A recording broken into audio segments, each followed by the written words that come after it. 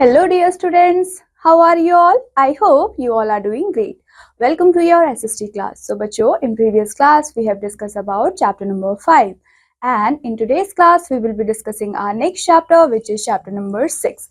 Right, बच्चों? तो chapter number 6 में हम क्या पढ़ने वाले हैं? हम पढ़ने वाले हैं बच्चों influencing climate, मतलब कि हमारे कंट्री में, हमारे वर्ल्ड में कैसे कैसे क्या होता है बच्चों, जो क्लाइमेट है वो चेंज होता रहता है। जैसे कि हमें पता है कि हमारे पास डिफरेंट टाइप्स के सीजन्स है, राइट। जैसे कि विंटर सीजन है, समर सीजन है, आपका रेनी सीजन है, ऑटम सीजन है, स्प्रिंग सीजन है। So there are a lot of seasons. तो बच्चों, जब क्लाइमेटिक वेरिएशंस होती हैं तब हमें सीजनल वेरिएशंस भी देखने को मिलता है, राइट। तो बच्चों, आज हम पूरे चैप्टर में उसी बारे में डिस्कस करेंगे। So let's start with the chapter. In first activity, आपको क्या करना है? Which type of weather would you like to have in your city in the month of May and June?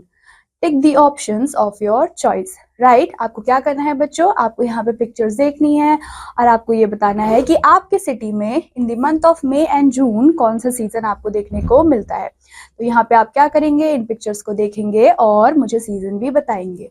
Then बच्चों, the seasons are a result of change. क्या है बच्चों? Season जो है उसमें क्या हो रहा है? चेंज हो रहे हैं हमारे वेदर कंडीशंस में। Of our lifestyles are greatly dependent on the season. हमारी जो लाइफस्टाइल है वो बहुत ही ज्यादा डिपेंडेंट है किसके ऊपर बच्चों? सीजन्स के ऊपर। Our food, our clothing, agriculture etcetera are shaped by the seasonal changes. जैसे जैसे सीजन चेंज होते हैं उस हिसाब से हमारा फूड, हमारा क्लोथिंग, हमारा एग्रीकल्चर भी चेंज होता रहता है, right. We have like seasonal changes, climate of a region also plays an important role in determining the life of people living there. अब बच्चों, जैसे कि seasonal changes है, जैसे कि हमारे climatic changes है, ये सारे ही क्या है? बहुत ही ज़्यादा important role है जो कि determine करते हैं कि हम कैसे अपनी life को जिएंगे। For example, अगर हम summers की बात करते हैं तो हम क्या करते हैं बच्चों? summers के टाइम पे हम कोल्ड फूड खाते हैं, राइट। हम ऐसे कपड़े पहनते हैं जो हमें एकदम कूल रखे। फॉर एग्जाम्पल, हम कॉटन के क्लोथ्स को प्रेफर करते हैं। सिमिलरली, अगर हम विंटर्स की बात करते हैं तो विंटर्स में हम लोग बहुत वार्म क्लोथ्स को पहनते हैं सो दैट कि हम वार्म रहें। हमारे अगर हम फूड चॉइसेस की बात करें तो हम वार्म फूड खाना प्रेफर करते हैं over the cold ones, right. वैसे ही बच्चों, हमारे जो सीजनल चेंजेस है, हमारे जो क्लाइमेटिक चेंजेस है, वो बहुत ही इंपॉर्टेंट रोल प्ले करते हैं। Now students, a snow flurry is a weather. Snow flurry क्या है? एक वेदर है। Thunder and lightning are weather too. अब जो हमारे थंडर है, जो लाइटनिंग है, वो भी एक वेदर है। Sometimes the atmosphere behaves violently. कभी कभी आपने क्या देखा है कि जो हमारा एटमोसफेयर है वो बहुत ही वायलेंटली बिहेव करता है। फॉर एग्जाम्पल, आपको बहुत ज्यादा थंडर देखने को मिलता है, बहुत ज्यादा साइक्लोन देखने को मिलता है, राइट, फ्लड देखने को मिलता है। वो कब होता है? जब हमारा एनवायरमेंट या फिर जब हमारा एटमोसफेयर बहुत ही ज्यादा वायलेंटली बिहेव करता है। समटाइम ये पीसफुल होता है और कभी कभी ये बहुत ही ज्यादा क्वाइट भी होता है। Either way it's weather. जैसा भी हो, लेकिन है तो ये क्या? वेदर ही। तो बच्चों, meteorologist record the weather every day. अब बच्चों, जो हमारे कौन है? मेटेरोलॉजिस्ट है। वो क्या करते हैं? रिकॉर्ड करते हैं वेदर को हर दिन। The constant recording of weather information helps to determine the climate of an area. जब हम क्या करते हैं? हम कॉन्स्टेंटली रिकॉर्ड करते हैं वेदर को, वेदर की इंफॉर्मेशन को। वो हमें क्या करती है? हेल्प करती है ये डिटरमाइन करने के लिए, ये जानने के लिए कि उस टाइम पे उस एरिया का क्लाइमेट कैसा है। The climate is the sum total of the weather. Climate क्या है? सम टोटल है हमारे वेदर का।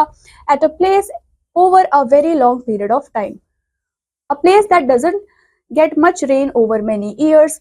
ऐसा प्लेस बच्चों जहाँ पे ज्यादा बारिश नहीं होती है, वहां पे हम क्या बोल सकते हैं कि वो बहुत ही ज्यादा ड्राई क्लाइमेट है। सिमिलरली, अगर हम बात करें ऐसे एरिया की जहाँ पे बहुत ज्यादा क्या है बच्चों? कोल्ड है, राइट। तो हम क्या बोल सकते हैं कि उस जगह पे, उस पर्टिकुलर एरिया में कैसा क्लाइमेट होगा बच्चों? कोल्ड क्लाइमेट होगा। Now climate is useful for weather forecasting. Climate बहुत ज्यादा यूजफुल है कब? जब हमें वेदर फोरकास्टिंग करनी होती है। हमें बताना होता है कि कब धूप होगी, कब बारिश होगी, कब क्लाउडी वेदर होगा। ये सारी चीजें हमें वेदर फोरकास्टिंग में पता चलती है। It also determine when the best time would be for farmers to plant their crops. अब बच्चों, जो हमारे वेदर फोरकास्टिंग है उससे हमें क्या हेल्प मिलती है? हम डिटरमाइन कर सकते हैं कि किस टाइम पे हमें क्या करना है? क्रॉप्स को कल्टीवेट करना है सो दैट कि वो अच्छे से ग्रो हो पाए। It could even be helpful for you and your family to plan a vacation. उसके अलावा वेदर फोरकास्टिंग से हमें क्या हेल्प मिलती है, हम क्या प्लान कर सकते हैं, अपना वेकेशन भी प्लान कर सकते हैं। फॉर एग्जाम्पल, अगर जहाँ पे हम रहते हैं वहाँ पे बहुत ज़्यादा गर्मी है तो हम क्या करेंगे, हम ऐसे हिली एरिया में अपना वेकेशन को प्लान करेंगे जहाँ पे उस टाइम पे सर्दी हो, right. In other words, look out for your window any time and what you see is weather. जब आप क्या करते हो, खिड़की से बाहर देखते हो तो जो भी आपको दिख रहा है, फॉर एग्जाम्पल आपको सन दिख रहा है या फिर आपको बारिश दिख रही है, आपको आंधी दिख रही है, आपको विंड दिख रही है, राइट। तो ये सारी ही चीजें हमारे वेदर के अंदर इंक्लूड होती है।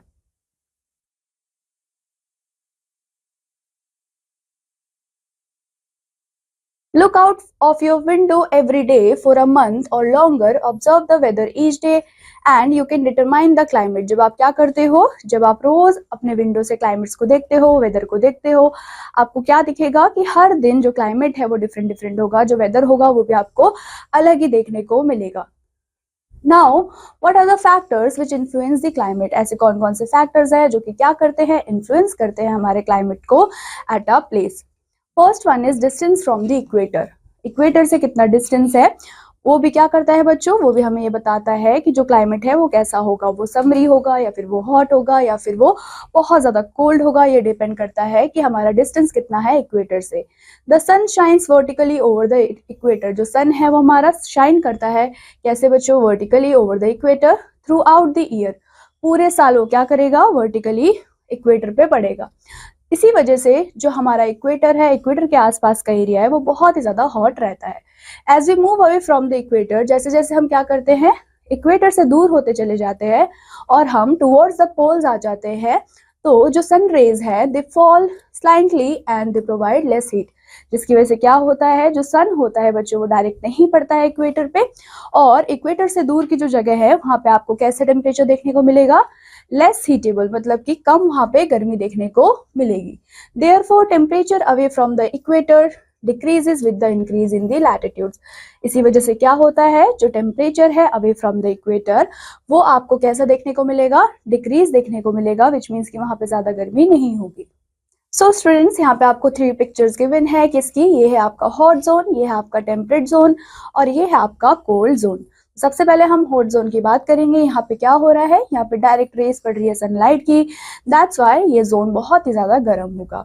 उसके बाद जो टेम्परेट जोन है वहाँ पे क्या देखने को मिल रहा है कि जितनी भी रेज है वो स्लैंटिंग है, विच मीन्स कि यहाँ पे रेज डायरेक्टली नहीं पड़ेगी, वो थोड़ी कम पड़ेंगी as compare to hot zone. उसके बाद आता है हमारा cold zone.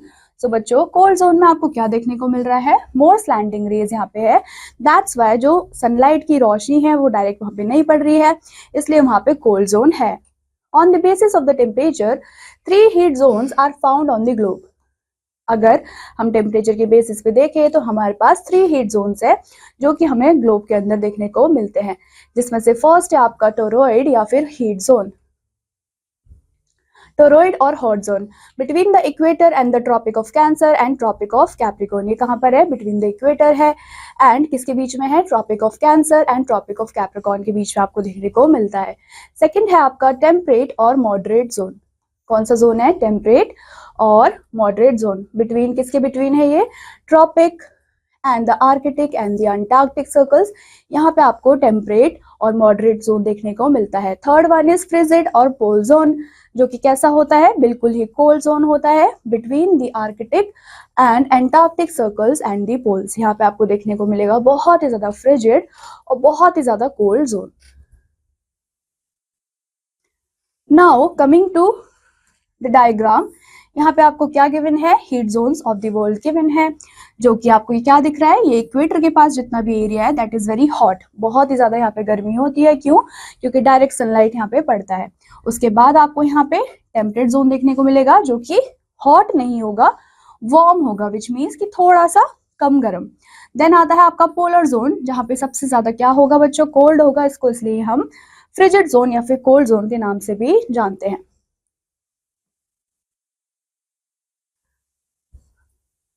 Then the second one is altitude. Altitude is the height of an object. क्या है, height है किसी भी object की, और the point in relation to the sea level. Altitude affect the climate of a place in a big bay. जो altitude है वो क्या करता है, वो affect करता है हमारे climate को बहुत ही बड़ी तरीके से। अब कैसे करता है? The higher a place above the sea level, जितना ज्यादा हायर होगा place above the sea level होगा, उतना ही ज्यादा क्या होगा, वो उतना ही ज्यादा वो कूलर होगा, वहां पे ठंड होगी। It is because the temperature at the sea level is maximum. ऐसा क्यों है? क्योंकि अगर हम सी लेवल के टेम्परेचर की बात करते हैं तो वो टेम्परेचर मैक्सिमम होता है। As we climb up a mountain, जैसे जैसे हम पहाड़ में चढ़ते हैं तो हमें क्या देखने को मिलता है, जो एयर होती है बिल्कुल थिन होती चली जाती है एंड एब्जॉर्ब करती है वो लेस हीट को। देयरफॉर हिली प्लेसेस आर कूलर, इसलिए हिली प्लेसेस जो होती हैं वो ज्यादा कूलर होती है देन दो सिचुएटेड इन द प्लेन्स। इससे किसके कंपैरिजन में?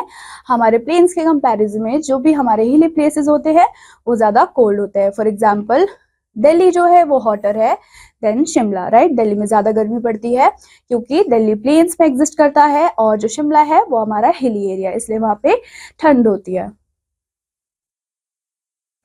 Then distance from the sea, the distance from the sea directly affects the climate for a place. अब जो भी हमारा डिस्टेंस है सी से, मतलब कि सी से हमारा जो प्लेस है उसकी डिस्टेंस कितनी है, उसके बेसिस पे भी हम क्या बोल सकते हैं कि जो वहां का क्लाइमेट होता है वो क्या होगा, वो होगा affect. Places situated near a sea experience a moderate climate. ऐसे प्लेसेस जो कि कहाँ पे सिचुएटेड है, हमारे सी के पास सिचुएटेड है, वहां पे हमें मॉडरेट क्लाइमेट देखने को मिलेगा। नाइदर टू हॉट और नॉट टू कोल्ड, मतलब कि ना तो ज्यादा गर्मी होगी ना ही ज्यादा वहां पे ठंडी होगी। On the other hand places situated away from the sea coast, ऐसे प्लेसेस जो कि सी कोस्ट से बहुत ज्यादा दूर है, वहां पे हमें क्या देखने को मिलेगा, वहां पे हमें एक्सट्रीम क्लाइमेट देखने को मिलता है। And extreme climate is one which is hot in summer. Extreme climate हम किसको बोलते हैं? मतलब कि समर के टाइम पे वहां पे बहुत ज्यादा गर्मी होगी और विंटर्स के टाइम पे बहुत ही ज्यादा सर्दी वहां पे आपको देखने को मिलती है। Delhi and Amritsar are hotter in summer. Example के लिए बच्चों यहाँ पे दो आपको स्टेट्स दिए हुए हैं। First one is Delhi and second one is Amritsar. अब दिल्ली और अमृतसर में गर्मियों के टाइम पे बहुत ज्यादा गर्मी होती है, लेकिन अगर विंटर होंगे तो वहां पे बहुत ही ज्यादा सर्दी भी पड़ती है।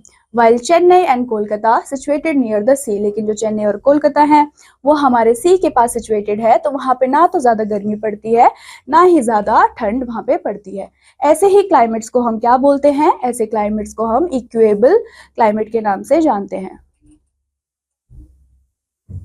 The reason for the above differences in climate is that the land gets heated up and cools down quickly. अब बच्चों ये रीजन क्या है? रीजन ये है कि जैसे ही क्लाइमेट बढ़ता है तो सी लेवल की वजह से, वाटर की वजह से क्या होता है, जल्दी ही कूल डाउन हो जाता है। On the other hand water gets heated up and cools down slowly. लेकिन अगर हम दूसरी जगह की बात करते हैं तो वहां पे क्या होता है, वाटर ही हीट अप हो जाता है और बहुत ही धीरे धीरे क्या होता है, कूल डाउन होता है।